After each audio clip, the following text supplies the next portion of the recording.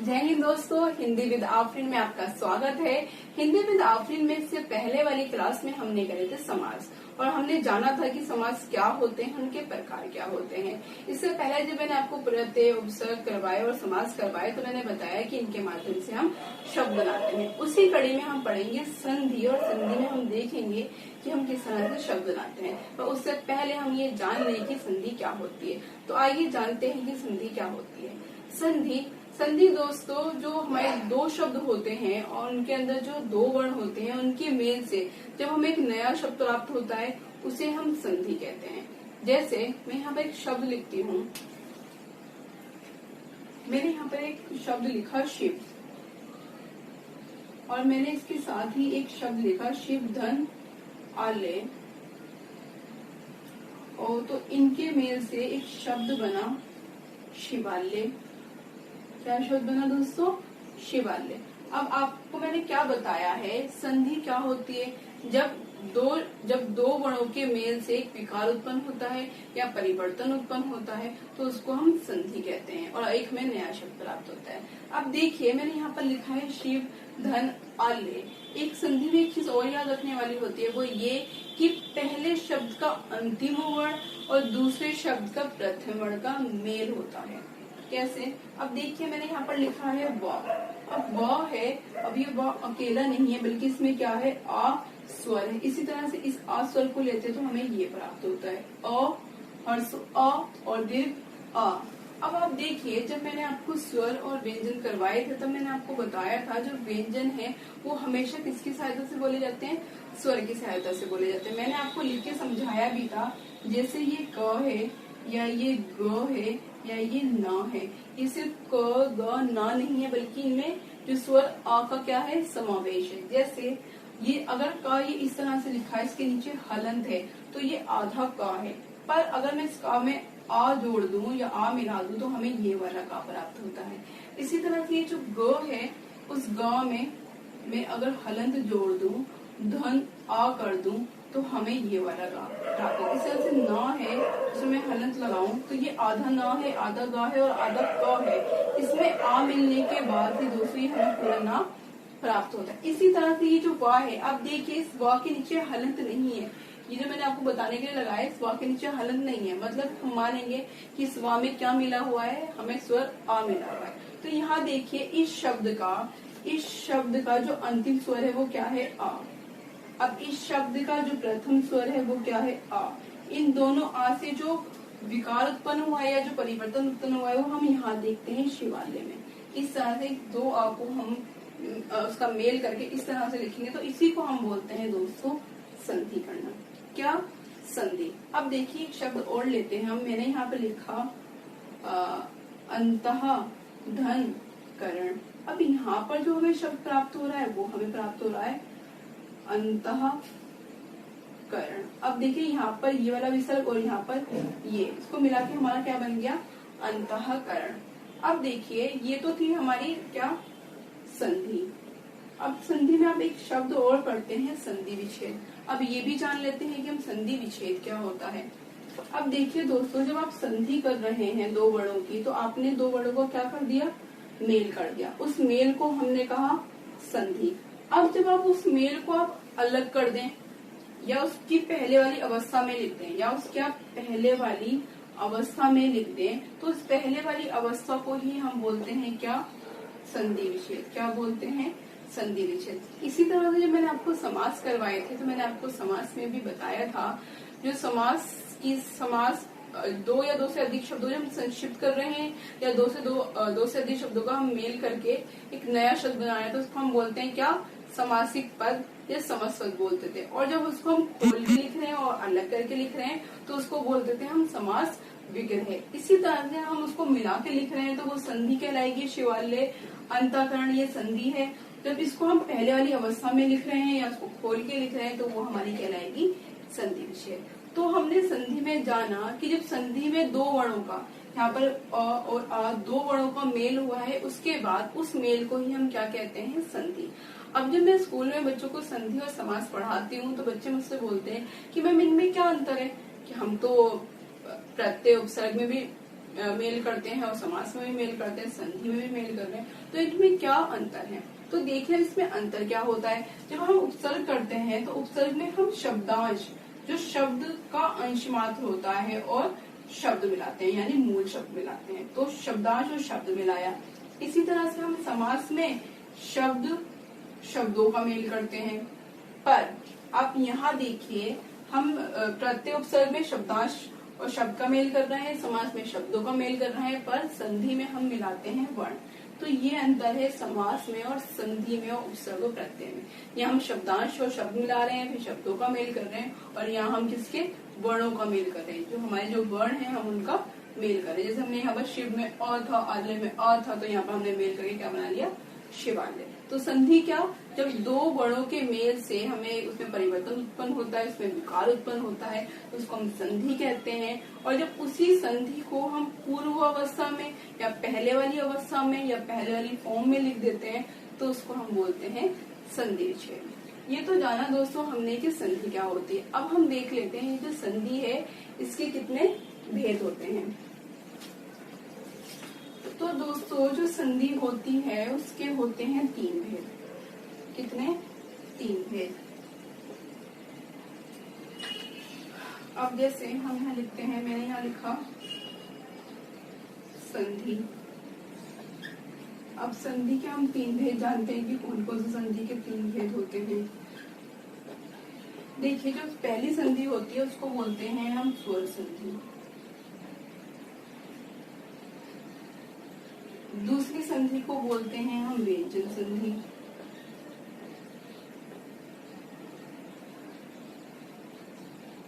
तीसरी संधि को बोलते हैं हम विसर्ग संधि।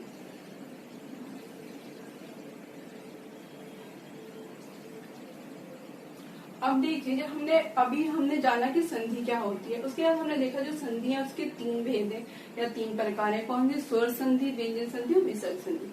अब हम जानते हैं कि जो स्वर संधि है ये क्या होती है, व्यंजन संधि है ये क्या होती है, और जो विसर्ग संधि है ये क्या होती है। जब मैंने आपको संधि बताया तो मैंने आपको बताया कि कैसे पहले शब्द का अंतिम वर्ण और दूसरे शब्द का पहले वर्ण के मेल से संधि बनती है।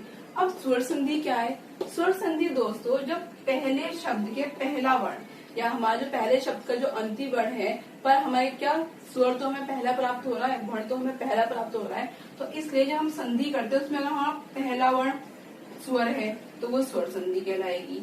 अगर पहला वर्ण व्यंजन है तो व्यंजन संधि कहलाएगी। अगर पहला वर्ण विसर्ग है तो विसर्ग संधि कहलाएगी। इसको मैं आपको एक उदाहरण के माध्यम से समझाती हूँ।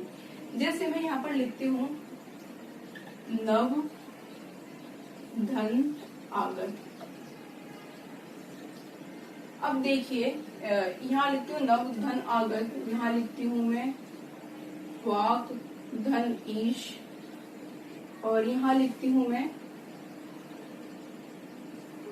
मनह धन रथ। अब देखिए मैंने आपको क्या बताया, स्वर संधि में पहला वर्ण स्वर होगा तो स्वर संधि है, व्यंजन संधि में पहला वर्ण व्यंजन हुआ तो व्यंजन संधि है, विसर्ग संधि में अगर पहला वर्ण विसर्ग हुआ तो विसर्ग संधि है। अब देखिए नव आगत में यहाँ पर जो वा दे रखा है, मैंने बताया इसमें हलंत नहीं है, तो मतलब इसमें कौन सा स्वर है? बस आ, और आगत में आ स्वर तो है ही। अब आप देखिए जो पहला स्वर है वो पहला जो वर्ण है वो क्या है? हमारा स्वर है। तो पहला वर्ण स्वर है तो हमारी कौन सी संधि होगी? स्वर संधि। इससे जो हमें शब्द मिलेगा वो हमें मिलेगा नवागत। क्या मिलेगा? नवागत। ऐसी वाक धन ईश है। अब देखिए यहाँ पर जो वाक है उसमें मैंने हलंत लगा रखा है, यानी इसमें जो आ स्वर है उसका समावेश नहीं है, तो हमें यहाँ पर क्या प्राप्त हुआ? हमें यहाँ प्राप्त हुआ क धन ईश। और मैंने आपको क्या बोला कि व्यंजन संधि में अगर हमारा पहला वर्ण है वो व्यंजन हुआ तो हमारी क्या होगी? वो व्यंजन संधि। तो यहाँ पर हमारा जो वाक ईश है वो परिवर्तित हो जाएगा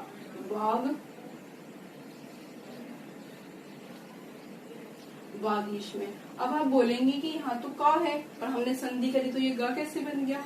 तो ये व्यंजन संधि का नियम है कि जो क है वो किस तरह ग में परिवर्तित होता है वो मैं आपको तब बताऊंगी। ये इसका नियम है कि जो शब्द जो व्यंजन है उनका किस तरह से परिवर्तन हो जाता है संधि करते समय। तो जब मैं आपको व्यंजन करवाऊंगी, व्यंजन संधि करवाऊंगी, तब मैं आपको बताऊंगी कि इसका परिवर्तन किन आधार पर हुआ है। उसके बाद हम देखते हैं विसर्ग संधि। विसर्ग संधि में आप देखिए जो पहला हमारा जो ये क्या है, पहली हमारी विसर्ग है, दूसरा हमारा रा है। तो आप ये देखिए जो ये विसर्ग है, मैंने क्या बोला, अगर ये पहला वर्ण हमारा विसर्ग है तो हमारी कौन सी होगी, विसर्ग संधि। इसको मिला के हमारा बन जाएगा मनोव्रत। यहाँ पर विसर्ग का जो परिवर्तन है वो ओ में हो गया, वो विसर्ग संधि के नियम के अनुसार हुआ है। जब मैं विसर्ग संधि पढ़ाऊंगी तब मैं बताऊंगी आपको कि ये कैसे हुआ। तो देखिए दोस्तों, यहाँ पर हमने देखा स्वर संधि में अगर पहला जो वर्ण है अगर वो स्वर है तो स्वर संधि है। व्यंजन संधि में अगर पहला वर्ण व्यंजन है तो व्यंजन संधि है। विसर्ग संधि में पहला वर्ण अगर विसर्ग है तो कौन सी संधि है, हमारी विसर्ग संधि है। तो इस तरह से हमने देखा कि स्वर संधि क्या है, व्यंजन संधि क्या है और विसर्ग संधि क्या है। अब हम देखते हैं जो ये स्वर संधि है इसको हम कितने भागों में बांटते हैं। अब जो ये विसर्ग संधि है दोस्तों, इसको हम देखते हैं 5 भागों में, या इसके जो भेद है हम करते हैं उनको 5 भागों में हम उनका भेद करते हैं। जैसे जो ये स्वर संधि है इसको हम बांटते हैं, पहले हम बांटते हैं दीर्घ संधि, किसमें, दीर्घ संधि में। दूसरा हम इसको बांटते हैं गुण संधि में। तीसरा इसको हम बांटते हैं वृद्धि संधि में। उसके बाद इसको बांटते हैं हम यण संधि, और अंतिम आएगा हमारा अयादि संधि। पहला दीर्घ संधि, हमने जो स्वर संधि है उसके हम 5 भेद करते हैं। कितने, 5 भेद कर रहे हैं। पहला दीर्घ संधि, फिर गुण संधि, फिर वृद्धि संधि, फिर यण संधि और फिर अयादि संधि, जिनके नाम मैंने यहाँ पर लिखे हैं। अब देखिए दोस्तों, ये जो टॉपिक है ये थोड़ा बड़ा है तो पूरे टॉपिक को एक साथ करवा नहीं सकती मैं। अगर मैं करवाऊंगी भी तो वो समझ में नहीं आएगा तो फायदा कोई कुछ नहीं है। इसलिए अगर जो थोड़े मुश्किल टॉपिक है उनको हम तोड़ के करें या कम मात्रा में करें और उनको पढ़ें अधिक, तो वो हमें समझ आने में आसानी होती है। अदरवाइज वो सारे होच पोच हो जाते हैं। अब देखिए, इसीलिए मैं आपको तीनों करवाने की बजाय आज मैं आपको करवाऊंगी स्वर संधि, और स्वर संधि में भी आज मैं करवाऊंगी आपको दीर्घ संधि। तो आइए देखते हैं हम कि स्वर संधि हमने जान लिया क्या होती है, स्वर संधि में दीर्घ संधि क्या होती है ये जानते हैं। अब देखिए, जब मैंने आपको वर्ण करवाए थे और वर्ण में मैंने आपको स्वर करवाए थे तो मैंने उसमें आपको स्वर को 3 आधार पे बांटा था। स्वर को मैंने आपको 3 आधार पे बांटा था, हर्ष स्वर, दीर्घ स्वर और प्लुत स्वर। हर्ष स्वर मैंने आपको बताया था, जो हमारे हर्ष स्वर होते हैं वो 4 होते हैं, जिसमें से मैंने आपको बताया था जो हमारा हर्ष स्वर होता है अ, ई और उ, और एक और होता है हमारा री, और हम दीर्घ संधि में इन 3 को लिखते हैं। अब देखिए, जो दीर्घ संधि है उसमें हम आ, ई और उ कर रहे हैं, ये जो हमारे हर्ष स्वर हैं।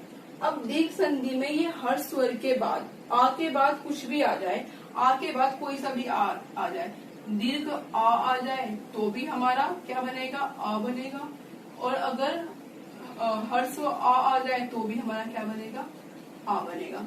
मतलब दीर्घ संधि के अंतर्गत जो हमारे ये स्वर है आ, ई, उ, इसमें आ के साथ आ लगे तो भी अ बनेगा, आ के साथ अ लगे तो भी अ बनेगा। इस तरह से ई में अगर हम ई लगाएं, दीर्घ ई, तो हमारा ई बनेगा। अगर इसमें हम लगाएं हर्ष ई तो भी हमारा ई बनेगा। कहने का अर्थ ये है कि हर्ष स्वर में चाहे तो आप दीर्घ स्वर लगाएं या हर्ष स्वर लगाएं, वो परिवर्तित किस में हो जाएगा, वो परिवर्तित दीर्घ स्वर में ही हो जाएगा। इसी तरह से जो ये ऊ है उसको आप ऊ के साथ मिलाएं या आप उसको बड़े ऊ के साथ या दीर्घ ऊ के साथ, हमें प्राप्त ऊ ही होगा। क्या प्राप्त होगा हमें, ऊ। इस तरह से हमने देखा जो दीर्घ संधि है उसको जब हम हर्ष स्वर में किसी का भी मिलाते हैं, या तो दीर्घ स्वर को या हर्ष स्वर को, हमें जो प्राप्त होता है हमें दीर्घ स्वर ही प्राप्त होता है। इसी कारण इस संधि को हम बोलते हैं दीर्घ संधि। अब देखिए, जो दीर्घ संधि है इसमें हम आ, ई और उ की संधि किस प्रकार करते हैं।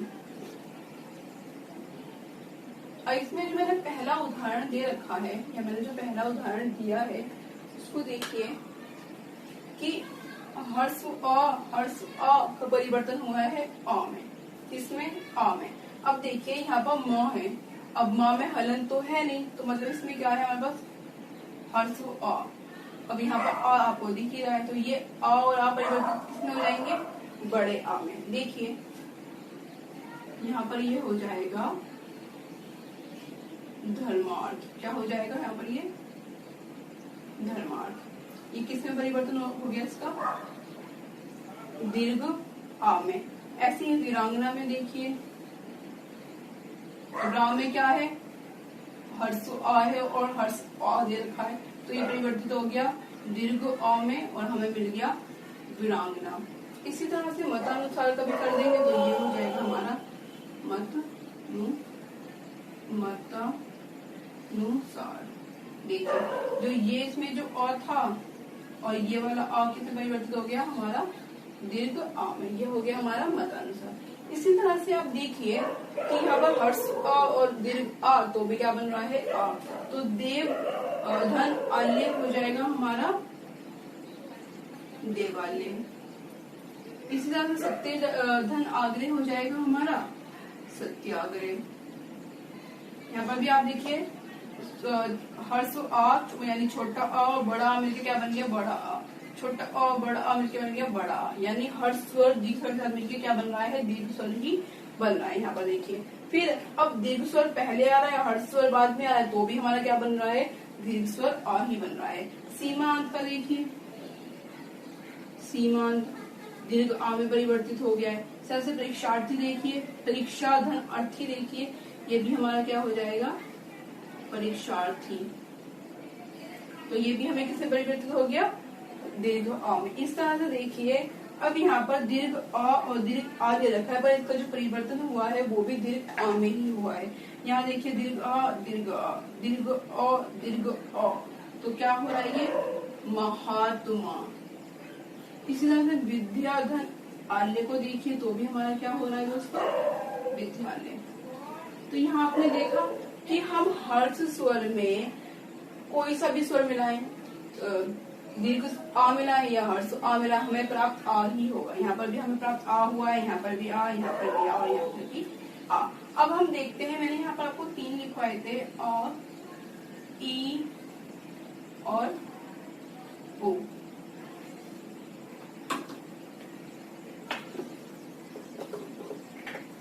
अब देखिए अब हम ई देखते हैं। अब ई में देखिए आप, अगर ई में मैं हर्ष ई धन हर्ष ई लिखूं तो हमें प्राप्त होगी दीर्घ ई। अब देखिए मैं यहाँ पर हर्ष ई धन दीर्घ ई लिखूं तो भी हमें प्राप्त होगी दीर्घ ई। अब मैं आपको बोलूं दीर्घ ई धन ई तो भी हमें प्राप्त हो रही है दीर्घ ई। अब मैं बोलूं दीर्घ ई धन दीर्घ ई तो भी हमें प्राप्त हो रही है दीर्घ ई। एक बार छोटी हर्ष ई साथ में, फिर हर्ष ई और दीर्घ ई साथ में है, फिर दीर्घ ई और हर्ष ई, फिर हर्ष दीर्घ ई और दीर्घ ई साथ में, तो हमें क्या प्राप्त हो रही है दीर्घ ई। हम कुछ भी करें, छोटी हम छोटी जोड़ लें तो भी हमें बड़ी ही प्राप्त हो रही है, बड़ी के साथ छोटी जोड़ लें तो भी हमें छोटी ही तो भी हमें बड़ी ही प्राप्त हो रही है। अगर हम बड़ी और बड़ी जोड़ें तो भी हमें क्या प्राप्त हो रही है, बड़ी ई ही प्राप्त हो रही है। उसके बाद अगर हम ऊ को देखें, अब इस तरह से हमें यहाँ पर देखो सब में आ प्राप्त हुआ, यहाँ पर हमें सब में ई प्राप्त हुआ। अब देखिए जो हम लिखते हैं ऊ, जैसे मैंने यहाँ लिखा ऊ धन ऊ प्राप्त होगा हमें ऊ। अब मैं यहाँ लिखूं ऊ धन ऊ तो भी हमें प्राप्त होगा ऊ। मैं यहाँ लिख रही हूँ ऊ धन छोटा ऊ तो भी हमें प्राप्त हो रहा है बड़ा ऊ। मैं यहाँ लिख रही हूँ बड़ा ऊ धन बड़ा ऊ या दीर्घ ऊ धन दीर्घ ऊ तो भी हमें प्राप्त हो रहा है दीर्घ ऊ। तो मतलब कहने का जो दीर्घ संधि की मैंने आपको डेफिनेशन बताई थी, जो परिभाषा बताई थी, उसी मैंने बताया कि आप हर्ष स्वर के साथ कुछ भी मिलाइए, दीर्घ या हर्ष हमें प्राप्त दीर्घ ही होगा, इसलिए इसको हम बोलते हैं दीर्घ संधि। अब आइए इसके कुछ उदाहरण देख लेते हैं। अब ई और ई को मिलाएंगे तो बड़ी ई बनेगा। जैसे मैं यहाँ पर लिखती हूँ, रवि धन इंद्र, तो क्या हो जाएगा ये हमें प्राप्त होगा रविंद्र। कैसे? देखिए यहाँ पर ई है, छोटी ई, यहाँ पर छोटी ई है, यहाँ पर छोटी ई, किसमें परिवर्तित होगी? बड़ी ई में। ये नियम है इसका कि छोटी मिलकर किसमें परिवर्तित होगी? बड़ी ई में। अब मैं यहाँ पर एक शब्द और लिखूं, मैं लिखूं यहाँ पर कवि धन इंद्र, तो हमें क्या प्राप्त होगा? छोटी ई और छोटी ई किसमें परिवर्तित हो जाएगी दोस्तों? बड़ी ई में, तो हमें प्राप्त हो जाएगा कवि। इसी तरह से हम इसके उदाहरण देखते हैं। छोटी ई और बड़ी ई, मैं यहाँ पर लिखूं गिरी,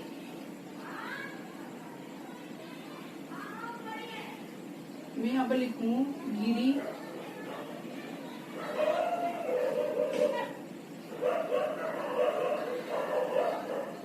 धन ईश। अब देखिए यहाँ पर ये छोटी ई थी, तो यहाँ पर ये छोटी ई आ गई, यहाँ पर ये बड़ी ई थी, यहाँ पर ये बड़ी ई है। परिवर्तन किस में होगा? बड़ी ई में परिवर्तन होगा इसका। अब देखिए ये जो गिरीश है ये बन जाएगा गिरीश, तो हमारा परिवर्तन किस में हो गया? बड़ी ई में। इसी तरह से आप देखिए मैं एक शब्द और लिख रही हूँ, मैं लिख रही हूँ यहाँ पर हरि धन ईश। अब आप बताइए कैसे परिवर्तन होगा? जो छोटी ई है और बड़ी ई है, परिवर्तन हो जाएगा हमारा बड़ी ई में, तो ये बन जाएगा हमारा हरीश। इस तरह से ये परिवर्तित हो जाएगा। अब ऐसे ही यहाँ पर दे रखा है बड़ी ई और छोटी ई। मैं एक शब्द लिख रही हूँ यहाँ पर शची धन इंद्र। देखिए यहाँ पर क्या है? बड़ी ई और छोटी ई, बड़ी ई और छोटी ई, तो हमें मिल जाएगा यहाँ पर सचिंद्र। इस तरह से हमें ये मिल जाएगा बड़ी ई के साथ छोटी। उसके बाद हम देखते हैं बड़ी ई और बड़ी ई। दीर्घ ई और दीर्घ ई अगर हम करेंगे तो हमें प्राप्त हो जाएगा बड़ी ई। तो इसको हम किस तरह से देखेंगे दोस्तों? इसको हम देखेंगे, मैं यहाँ पर लिख रही हूँ रजनी धन ईश। अब आप यहाँ देखिए ये जो रजनी है इसमें कौन सा ई लगा है? बड़ा ई। और जो यहाँ पर देखिए ईश कौन सा है? बड़ा ई। परिवर्तन किस में हो जाएगा? बड़ी ई में। तो यहाँ हम लिखेंगे इसको रजनीश, इस तरह से। तो यहाँ पर आपने देखा कि बड़ी ई और बड़ी ई का परिवर्तन हो गया बड़ी ई में। रजनी बड़ी ई परिवर्तित हो गई, माफी, हाँ ठीक है, बड़ी ई परिवर्तित हो गई बड़ी ई में। तो ये क्या हो गया हमारा? रजनीश। इसके साथ ही अब इसके बाद ही हम देखते हैं ऊ धन ऊ का परिवर्तन कैसे होता है। यहाँ पर मैं लिखती हूँ एक शब्द भानु धन उदय। तो क्या हो जाएगा? छोटे ऊ और छोटे ऊ का परिवर्तन बड़े ऊ में हो जाएगा। तो यहाँ पर ये हो जाएगा भान, ये छोटा ऊ है, भानु उदय, इस तरह से। अब यहाँ पर मैं एक शब्द और लिख रही हूँ। अगर मैं यहाँ पर लिखूं गुरु धन उपदेश। अब आप देखिए कि यहाँ पर छोटा ऊ है और यहाँ पर मैंने जो रा लिखा है वो इस तरह से लिखा है रू। अब देखिए कहीं कहीं किताब में हम लोग अंतर नहीं करते हैं।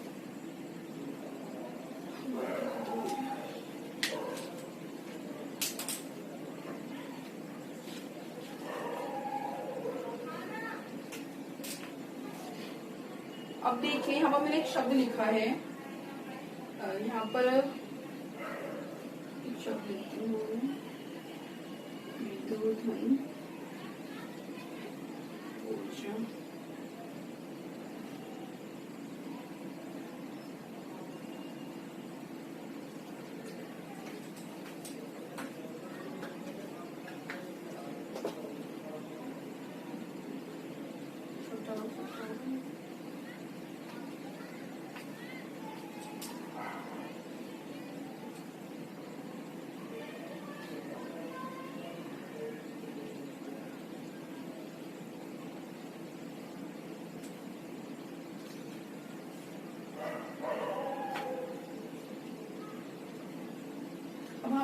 अब ये यहाँ पर आप देखिए जो ये गुरु उपदेश मैंने यहाँ पर लिखा है, आप यह देखिए मैंने यहाँ पर जो ये रा बनाया है वो मैंने इस तरह से बनाया है।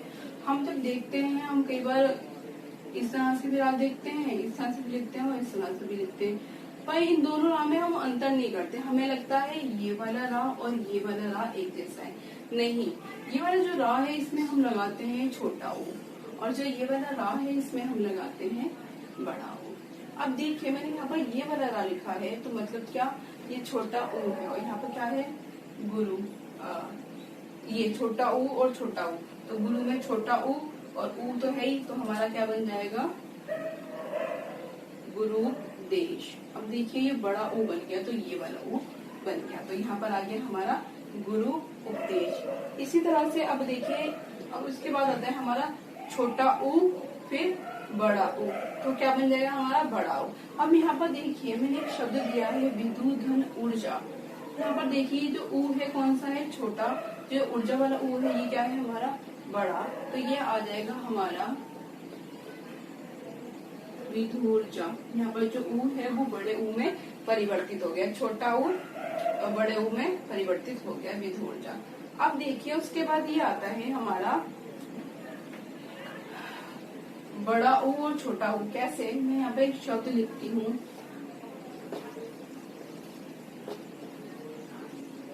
मैंने यहाँ पे एक शब्द लिखा, इस वाले का उदाहरण दे रही हूँ। मैंने यहाँ पे एक शब्द लिखा वधु धन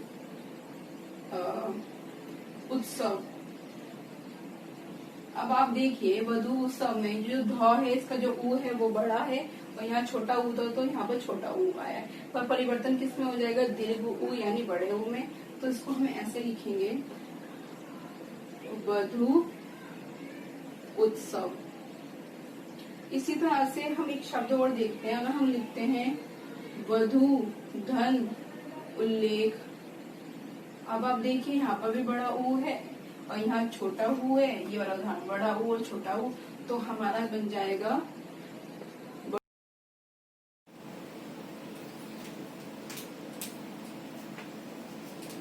तो यहाँ हमने करा था दोस्तों वधु धन उल्लेख। ये जो उदाहरण था वो उदाहरण था हमारा इसका। अब हम देखते हैं जो ये है दीर्घ ऊ जो परिवर्तित हो रहा है वो दीर्घ ऊ में ही परिवर्तित हो रहा है। इसका उदाहरण देख लेते हैं। जैसे मैंने यहाँ लिखा भू धन ऊर्जा, या मैंने यहाँ लिखा भू धन ऊष्मा। अब देखिए ये भू धन ऊर्जा और भू धन ऊष्मा कैसे परिवर्तित होगा, यहाँ पर जो ये दीर्घ ऊ है, ये दीर्घ ऊ है, ये परिवर्तित हो जाएगा दीर्घ ऊ में। अब ये देखिए ये हो जाएगा भूर्जा, इस तरह से ये हो जाएगा भू धन ऊष्मा, हो जाएगा हमारा भू ऊष्मा। तो ये हमारा दीर्घ ऊ परिवर्तित हुआ दीर्घ ऊ में, तो ये भू धन ऊर्जा भूर्जा, भू धन ऊष्मा भूष्मा। तो इस तरह से दोस्तों हमने देखा जो हमारी स्वर संधि थी उसमें जो हमारी दीर्घ संधि थी, दीर्घ संधि में जो हमारे स्वर थे आ ई उ, उनका परिवर्तन कैसे दीर्घ स्वर में हो जाता है। चाहे आप आ को देखिए, आ का परिवर्तन दीर्घ स्वर आ में हो गया, ई का परिवर्तन दीर्घ स्वर ई में हो गया, ऐसे ही ऊ का परिवर्तन दीर्घ ऊ में हो गया। तो दोस्तों आज की वीडियो में हमने जाना कि संधि क्या होती है, संधि विच्छेद क्या होता है, संधि के कितने प्रकार होते हैं, संधि के 3 प्रकार होते हैं, स्वर संधि, व्यंजन संधि और विसर्ग संधि। उसी मैंने आपको बताया कि स्वर संधि क्या होती है, विसर्ग संधि क्या होती है और व्यंजन संधि क्या होती है। फिर मैंने आपको बताया था जो हमारी स्वर संधि है उसको हम 5 भागों में बांटते हैं।